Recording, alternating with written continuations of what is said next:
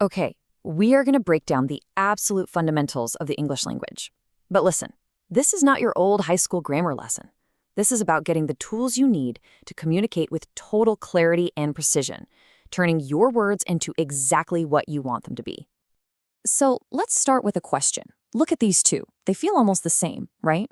I mean, they're both about a patient, they're both about a fever, but there is a huge difference in what they're actually doing. One is painting a picture, and the other one is telling a story. Figuring out why is the key to all of this. You see, the patient with a high fever is just a label. It's a description attached to the patient.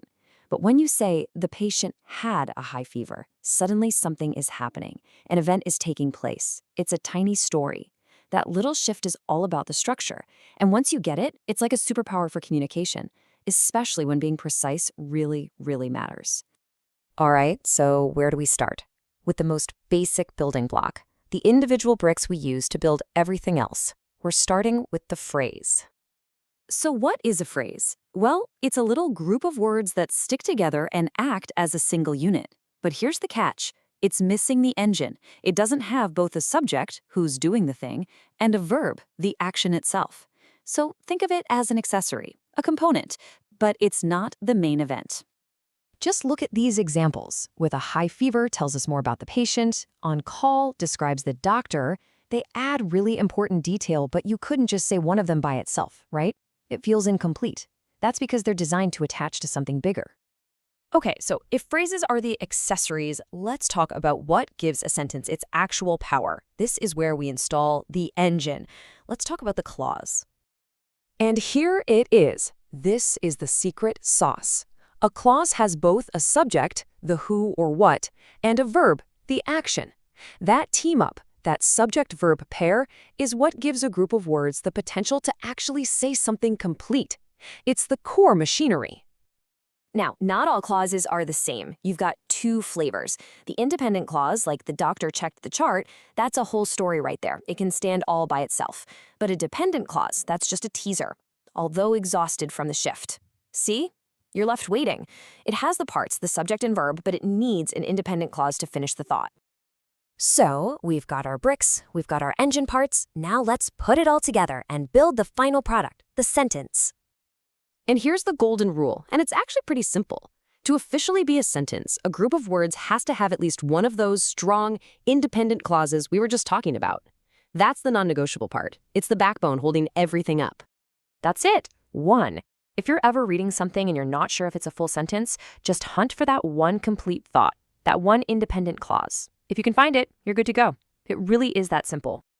Okay, let's pull all this together and take a kind of X-ray view. This is where we can see the internal structure of all three of these things right next to each other.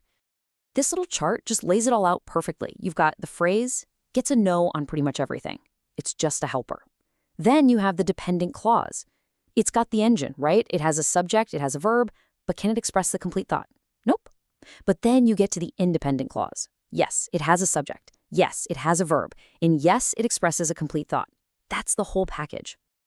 All right, now for the fun part, the payoff. Let's actually use this new knowledge.